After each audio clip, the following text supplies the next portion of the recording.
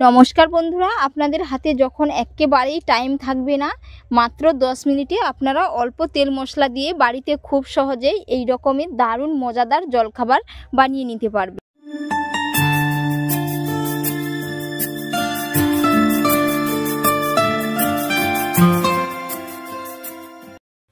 আজ একেবারেই অল্প তেল মশলাতে দারুণ মজাদার একটি টিফিন রেসিপি শেয়ার করব।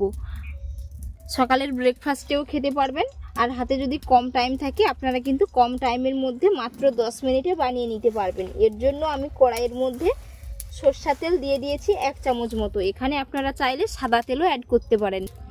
এবার আমি এর মধ্যে দিয়ে দেব কয়েকটা গোটা জিরে। আপনারা চাইলে এখানে জিরের সাথে আজওয়ানও অ্যাড করতে পারেন। তো জিরেটা ফুটে গেছে, এবার আমি এর মধ্যে কিছু সবজি দিয়ে দেব।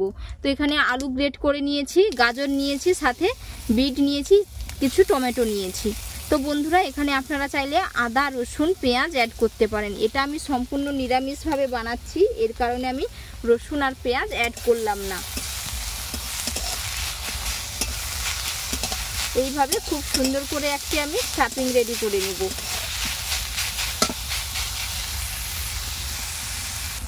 এবার আমি এর মধ্যে কিছু গুঁড়ো মশলা অ্যাড করে নেব। তো এখানে দিয়ে দিচ্ছি জিরের গুঁড়ো, ধনের গুঁড়ো, অল্প একটু গোলমরিচের গুঁড়ো দিচ্ছি। যেহেতু এখানে আমি কোনো রকম ঝালের ব্যবহার করছি না, এর কারণে আমি গোলমরিচের গুঁড়ো দিলাম। আপনারা চাইলে এখানে কাঁচা লঙ্কা কুচিও অ্যাড করতে পারেন। সবজিগুলো অনেকটাই মজে গেছে, এই যে খুব ভালো হয়ে কিন্তু সেদ্ধ হয়ে গেছে। আরও 1 মিনিটের মতো নাড়াচাড়া করে আমি তুলে নেব। এবারে দিয়ে দেব অল্প করে একটু কাসুরি মেথি।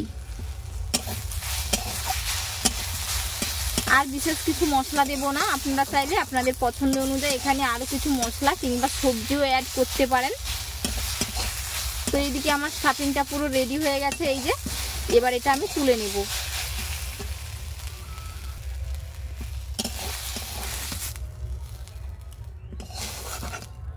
তো বন্ধুরা, যে সকল ছোট বাচ্চারা একেবারেই সবজি খাওয়া পছন্দ করেন না, বিশেষ করে বিট আর গাজর, তাদেরকে কিন্তু এইভাবে একবার সকালের জলখাবারটা বানিয়ে দেবেন।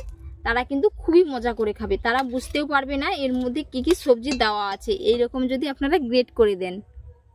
এদিকে আমি সবজির স্টাফিংটা বানিয়ে নিয়েছি। এবার আমি এইদিকে একটি মিক্সিং বোল নিয়েছি। তো এই মিক্সিং বোলের মধ্যে দিয়ে দিচ্ছি 1 কাপ চালের গুঁড়ো। তো বন্ধুরা, এখানে আমি সেদ্ধ চালের গুঁড়ো নিয়েছি, আপনারা চাইলে আতপ চালও নিতে পারেন। তো ওই কাপেরই মাপ করে এখানে আমি 1.5 কাপ জল দিয়ে দেব। 1 কাপ দিয়ে দিলাম, আর হাফ দিয়ে দেব। এবার এর মধ্যে আমি পরিমাণ মতো লবণ দিয়ে দেব। পরিমাণ মতো লবণ দিয়ে দিলাম, দিয়ে এবার ভালো করে একসাথে মিশিয়ে নেব। দিয়ে এটাকে আমি 5 মিনিটের জন্য রেস্টে রেখে দেব। আর বন্ধুরা, প্রতিদিনের মতো আজকেও বলছি, কে কোথা থেকে রেসিপি দেখছেন অবশ্যই কমেন্ট করে জানাবেন। যদি রেসিপি আপনাদের ভালো লেগে থাকে অবশ্যই একটি লাইক করে দিবেন। সাথে চ্যানেলে যদি নতুন বন্ধু হয়ে থাকেন অবশ্যই চ্যানেলটিকে সাবস্ক্রাইব করে নেওয়ার অনুরোধ থাকলো। তো এইদিকে এটা আমি খুব ভালো করে মিশ্রণটা রেডি করে নিয়েছি। এবার এটা আমি রেস্টে রেখে দেব। এদিকে মিশ্রণটা আমি কিছুক্ষণের জন্য রেস্টে রেখেছিলাম। তো এবার আমি ঢাকনা খুলে দেখে নেব। এই যে মিশ্রণটা আগের থেকে কিন্তু অনেকটাই ঘন হয়ে গেছে, দেখে নিশ্চয়ই বুঝতে পেরেছেন। এর মধ্যে আমি আর এক্সট্রা কোনো জল অ্যাড করব না। তো বন্ধুরা, এইদিকে আমি যে স্টাফিংটা রেডি করেছিলাম এর মধ্যে মিশিয়ে নেব। আর বন্ধুরা, এই সবজির স্টাফিংয়ের মধ্যে আমি কিন্তু কোনো লবণের ব্যবহার করিনি। এই যে মিশ্রণটা রেডি করেছি এর মধ্যে কিন্তু আমি পরিমাণ মতো লবণ দিয়ে দিয়েছি। এই যে অনেকটাই কিন্তু ঘন হয়ে গেছে সবজির স্টাফিংটা দেওয়ার পরে। এর মধ্যে আর আমি কোনো জল দেব না, এর ঘনত্ব কিন্তু ঠিকই আছে। এই যে এটাই পারফেক্ট মাপ। 1 কাপের জন্য আপনারা কিন্তু 1.5 কাপ অ্যাড করতে পারবেন জল। অল্প করে এখানে আমি একটু 1 চিমটে মতো হলুদের গুঁড়ো অ্যাড করলাম, যাতে কালারটা একটু সুন্দর দেখায়, এর কারণে। এবার আমি জলখাবারগুলো ভাপিয়ে নেব। তো ভাপানোর জন্য এইদিকে আমি 3টে বাটি নিয়েছি। তো বাটির মধ্যে অল্প করে একটু আমি তেল লাগিয়ে নেব। আপনারা চাইলে এখানে বাটার কিংবা ঘিও লাগিয়ে নিতে পারেন তেলের পরিবর্তে, যাতে না বাটির গায়ে লেগে যায়। এর কারণে আমি অল্প করে একটু তেল নিয়ে লাগিয়ে নিচ্ছি।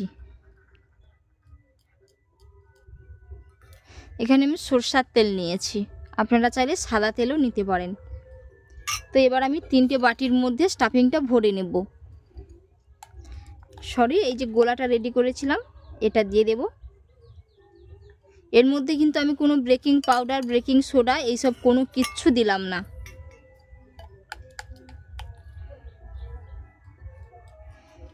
এরকম করে 3টে বাটিতে দিয়ে দেব।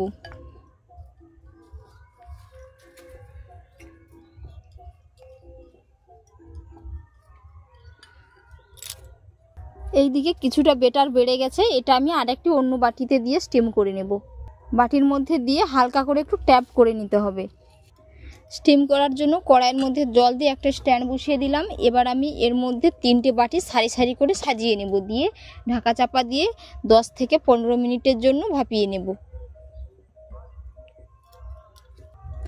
এবার আমি ঢাকনা লাগিয়ে দেব। এইদিকে 10 মিনিট হয়ে গেছে, এবার আমি ঢাকনা খুলে দেখে নেব।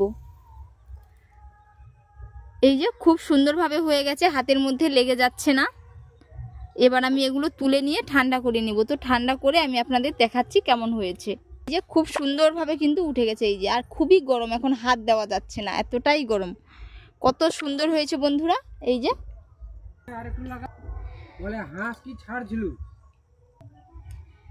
তো কিছুটা ঠান্ডা হয়ে গেছে। আর বন্ধুরা কত সুন্দর হয়েছে দেখে নিশ্চয় বুঝতে পেরেছেন, একেবারেই নরম সফট তুলোর মতো হয়েছে।